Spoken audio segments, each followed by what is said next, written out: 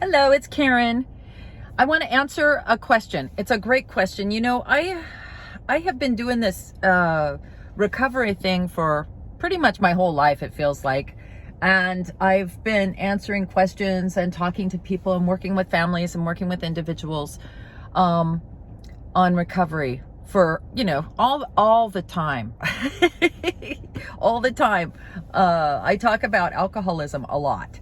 And mostly because it's not understood. But someone asked me a question the other day, a new friend of mine that I've been kind of trudging this road of happy destiny with, very new to everything alcoholism, everything new, like doesn't know anything about it. And sometimes I forget that there are people that just don't know as much as I do about alcoholism, right? And she herself is not an alcoholic. Someone in her family is. And so she contacted me for help. Of course, usually people will contact me for help because they want me to help get their family members sober. And then I explained to them that that's not possible for me to do that. Someone has to want to get sober, to get sober. I can't do that, but I can help the family member as well. And I do help a lot of families because it is a family disease. Alcoholism is a family disease. And whether you have alcoholism or not, you're affected by it. So I started helping her and she asked me, she said, I don't get it. Like, why do you still call yourself an alcoholic? You're recovered now, right? This is called recovery. So aren't you better yet? And how long until you don't have to say you're an alcoholic when you say, hi, I'm Karen, I'm an alcoholic. And she said, when my family member gets sober, they'll be fine, right? So it just brought me back to it's like the ABCs of alcoholism. I just assume everybody knows what I know, and they don't. So I'm going to explain a little bit up here for her and for anybody else that doesn't understand alcoholism. In fact, there's a lot of children that watch me, believe it or not, who have alcoholic parents, and they're looking for some help. So this might explain it a little bit better. Okay, so alcoholism appears to be a drinking problem, right? That it's when I drink, it's the problem. But that's not true. Alcoholism is a word for a disease, and it happens to have the word alcohol in it. And that's because alcohol is one of the easiest ways to treat the disease because it's legal. But people were treating it with alcohol when it wasn't legal, back when it was prohibition. It was an easy way. People could make it in their bathtub. They made bathtub gin. So it was an easily ready, right now, it's easy to get. You can go, in California, you can go to the supermarket and they sell alcohol there. I remember when I first moved here from Washington State, you had to go to a liquor store, a state-owned liquor store.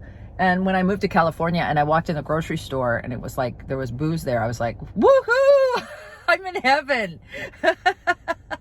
They sell it everywhere at the gas stations, everywhere.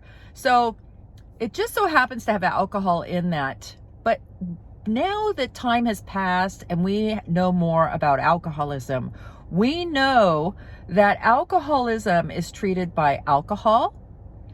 It is treated with drugs. It's treated with gambling. It's treated with self-harm, cutting, some people anorexia, bulimia, overeating, food addictions, work. There's a lot of ways you can treat this, and all of the ways have terrible side effects. And you're saying, wait a minute, you're saying that treats alcoholism? Yes, I'm saying that treats alcoholism, and this is why.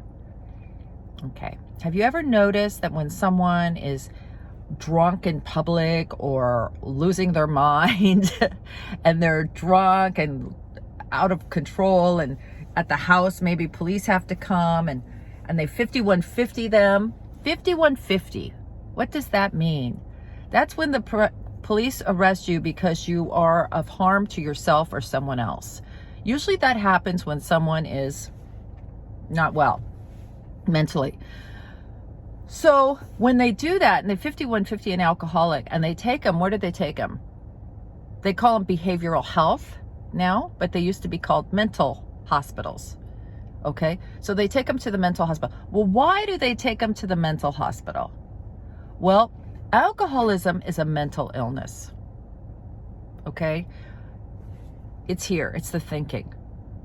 There's two things that happen to an alcoholic. One is a craving, a physical craving, and a mental obsession. Okay, two things. Everyone seems to see and only identify the physical craving, right? I gotta have a drink. I gotta have a drink. I haven't had a drink. I need a drink, right? The guy at the bus stop, under the bridge with the brown paper bag asking you for money because he's got to get a drink, right? That's the physical craving. But there's a mental aspect of this, right?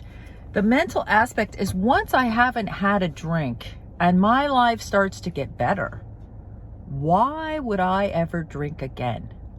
It's the obsession that I can drink like normal people. It's the obsession that I got it this time, right? Now, I personally have experienced this because I had gotten sober when I was in my 20s. I was young. And I really thought it was about the drinking.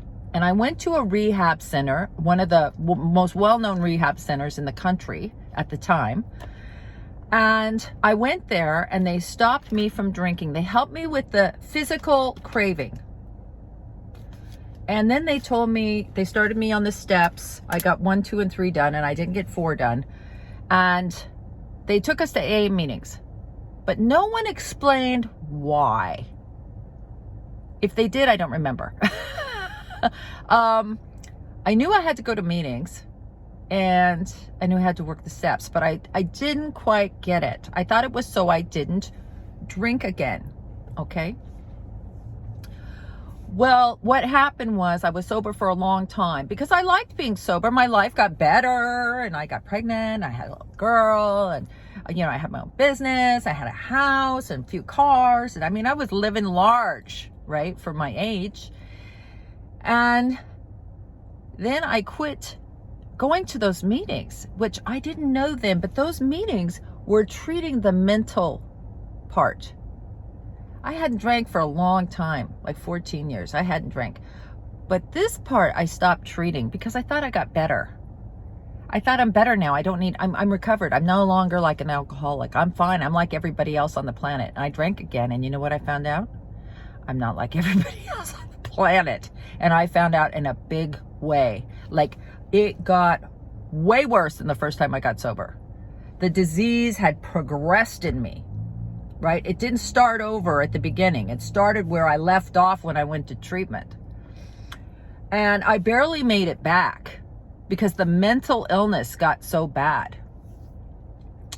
So when people come to me for help, the first thing I try to explain to them is this is a mental illness. Stopping drinking is easy. Anyone can do it. It's staying stopped that's the problem. Because the thing that you've got to treat, the thinking, makes you think you don't have to treat it.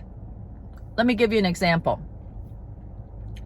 When you see a person on the street, schizophrenic, or let's just say like a schizophrenic or a paranoid schizophrenic, and they take them and they take them to a mental health facility, and they get them some help, and they put them on meds that they need, right, to get them back their chemical. They get back, and they're just delightful. They're their old self again, right? They feel great. They start putting their life back together. They help them make a plan. They leave, and they feel so good they stop taking their medicine. Okay? That's what alcoholics and addicts do. That's what relapse is. We quit taking the medicine. So if you are diabetic and they tell you you have to go to dialysis, do you get to just decide one day, I'm not a diabetic and I'm not going to go? Well, you could. You wouldn't, because you know what's going to happen if you don't, right? So, but alcoholism is different, because you think you're okay. Your very head is telling you, you got this. Well, from my experience, I have learned I don't got this. This recovery I have, alcoholism is, you never get cured. There's no cure for alcoholism. There's no lobotomy. There's no, you know what I mean? Even if you gave me a pill, okay, let's talk about this. If you gave me antabuse. Antabuse is a drug they give people. So when they drink alcohol, they get violently ill. And they really thought that antabuse would be the trick. Like once you got so sick, you wouldn't drink. Well, guess what? Guess what's stronger than that? The mental obsession. You will drink. Every person I've known that's a true alcoholic, not a heavy drinker, but an alcoholic like out of the big book of alcoholics, that drank like I did, drank on antabuse. Didn't stop them. So, can you cure it? No. Can you treat it? Yes. Just like dialysis. With dialysis, some people have to go in once a week, twice a week. Some people at the end, go once a day. Whatever it is, you go and you treat it. And you get treated for that day. Right? That's the same with alcoholism. Once you put down the drink and the physical craving has stopped, you have to treat the mental obsession, the mental part of the illness, the self-centeredness, the irritable, restless discontent. Have you ever seen somebody that quit drinking and didn't treat their mental illness? They were sons of bitches. Mean, nasty assholes. You look at them and go, Jesus Christ, give that guy a drink already, right? Give her something to drink. She's miserable. She's making us all miserable. She's better drunk. Because there's no way to treat this, and it'll drive you crazy. It's like 15 radio stations trying to come in, and none of them are tuned in. People that don't know how to treat this illness will drink again, because they got to turn off those radio stations. So if you think this is about willpower, it's not. If you think it's about the way you're raised, your ethics, your religion, it's not. It's not race-driven, gender-driven, economically driven. This is a mental illness. Even Steven playing field. Okay? Why some people get it and some don't? I mean, it is hereditary. You can see that clearly. If your parents don't have it, someone in their previous did. It'll skip around. It'll jump around. But you could tell I was alcoholic from when I was born. And I come from alcoholism. That's what I come from. So I just found I'm adopted. So I was the only one in my family that drank, right? I was like the black sheep. Everyone just thought I was a bad kid. Come to find out later in life, there's alcoholism in my birth family. So not a big surprise. It wasn't a big surprise to me. I think that's why I didn't want to find out. People always go, you want to know who your parents are? No, I don't. But I did. I did find out, and I'm thrilled about it.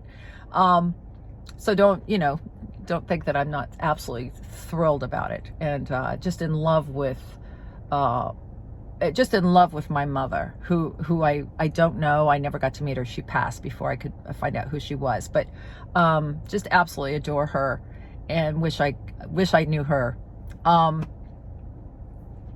But anyway, so this illness. So why do I still call myself an alcoholic? Because if I don't treat my alcoholism today, I will drink again. Now, sometimes it doesn't just take a day. Sometimes it takes a while. Alcoholism is tricky. It'll try to fool you. It's really like a mass murderer, like a psycho killer. I call it Freddy Krueger or Mike Myers. You know what I mean?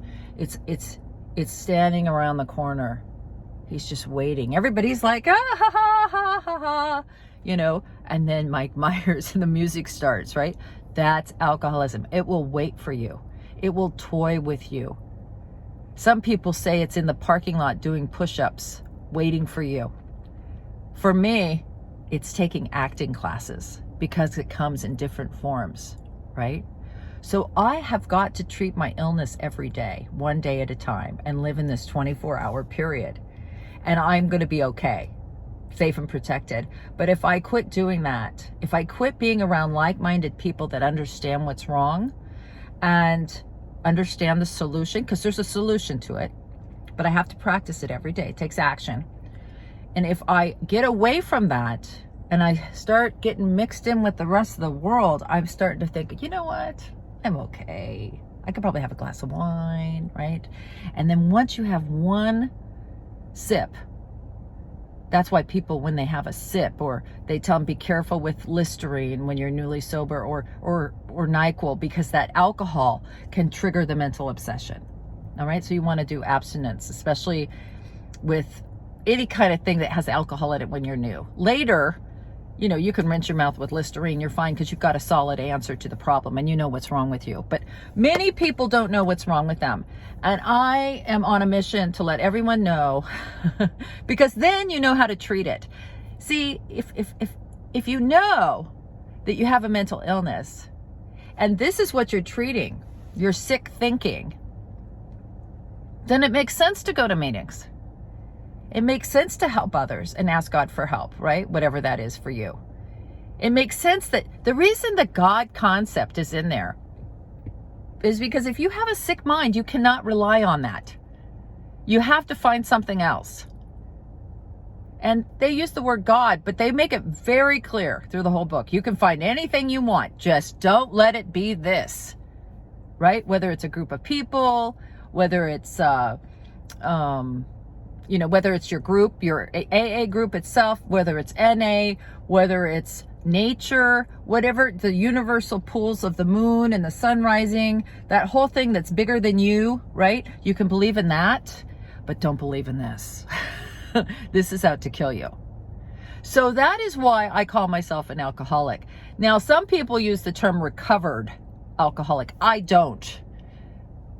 That's tomato, tomato. I don't want to get into that. That has nothing to do with you staying sober. That is, people get off on tangents and say, well, in the book it says we're recovered. I'm not recovered. I figured that out the hard way, that if I don't treat this, I'm going to drink again. It might take a while, but it's going to start right here. Resentment, fear, sex problems, self-pity, guilt, remorse, it starts right here. And then it builds and it builds and it waits and it works it out and it comes at you different ways. So I've learned I'm not recovered. I'm in recovery and I'm blessed. I'd say I'm blessed, not recovered.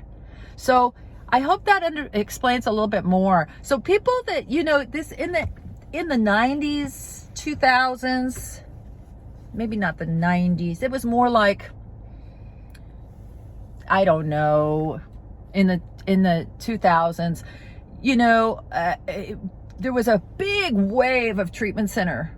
People went to treatment and they go 16 times trying to get sober. It's because they went and the treatment center took them off the booze, tried to tell them, you need to go to meetings, right? They even took them to meetings. Like, you need to continue your recovery. But people didn't understand why, right? So people leave, right? They're not drinking 30 days. Oh, I feel fantastic, right? I feel great. I'm ready to go. You know, I'm on track. And they leave and they stop at the bar on the way home. And they would be like shocked. Oh my God, why did I do that? It was the thinking, right? They weren't treating their thinking. They didn't even know they had a bad thinker. We have different thinkers than other people. You know, when you know an alcoholic, they're oversensitive, they're selfish and self-centered. You know, they think different, right? They're really dramatic or they're really mean. You know, it takes different forms, but we think different than normal people. If we have ice cream, we have the whole pint. You know, everything we do is more. There's not enough.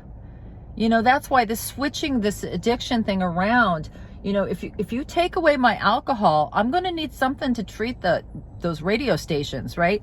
I'm going to start smoking. I need to get comfortable. That's why in treatment centers, you see people and they come in to go through detox and then they're drinking coffee, right? The caffeine, and they're smoking cigarettes, right? Or they hook up with someone, relationship. They're doing something to feel more comfortable. They just feel like, oh, can't take it. And so when someone comes to me and they've quit drinking, but they haven't done the steps or worked a program or have a design for a living that works for them, I'm not surprised when they tell me, oh my God, Karen, I relapsed. I'm not surprised, and I'm not mad at you. You had to, right? I get it. You couldn't take it. Interesting meme on my Instagram. I just posted it in my stories yesterday. It was, oh God, it was great. It says, I didn't know I had alcoholism until I quit drinking. That's because if you take away the answer to the problem is very clear.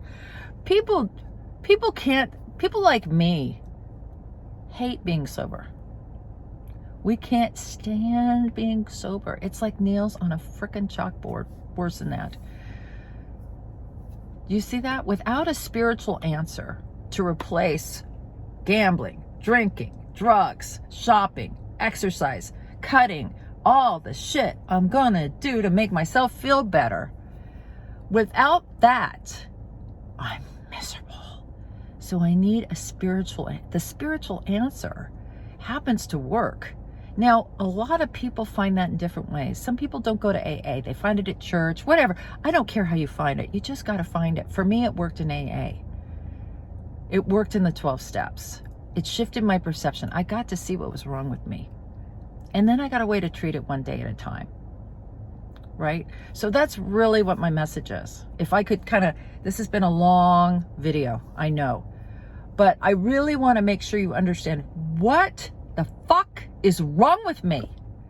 Why, after I quit drinking, would I ever pick up a drink again? It's like, I must be out of my fucking mind. I mean, the second time I drank, after my relapse, I was homeless. Everything that I had gained in that first sobriety, I lost. My family, my job, my cars, my home. I was homeless. I was unemployable.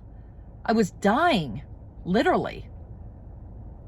And not that old to be dying of alcoholism.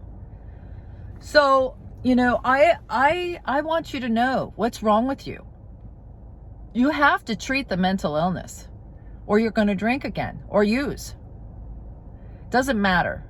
Drugs, alcohol, I don't care. It's all the same disease. So that's my rant for today. I hope this got to somebody. I hope somebody now is like, fuck, that's what's wrong with me. Thank God someone finally told me, right? You might not like the news, but it's going to make some sense. It's going to be a big frickin' relief. And then, you know what? There's a cure. Not a cure. There's a solution. There's a solution if you want it. If you don't want it, jail's insanity or death is usually the way this thing ends up. So if you want a solution, if you want more information, check out my website, KarenGardenier.com. You can go to my YouTube channel. I'd love it if you'd subscribe, help me get the message out to other people. I'm all over social media. I'm available for private coaching. I do a lot of free groups and take people through the steps. Al-Anon as well. There's Al-Anon groups. There's some book clubs I do. I got a lot of stuff going on. So if you're interested, please let me know. You can always message me. If you don't understand anything I said here, please contact me and I will explain it to you in a way that you understand. It also explains why you can't get someone sober. If they're not ready, why you can't convince them. Why love isn't enough. So if you're a loved one of someone who's suffering, this should explain a lot. That's it. I love you all. Thanks.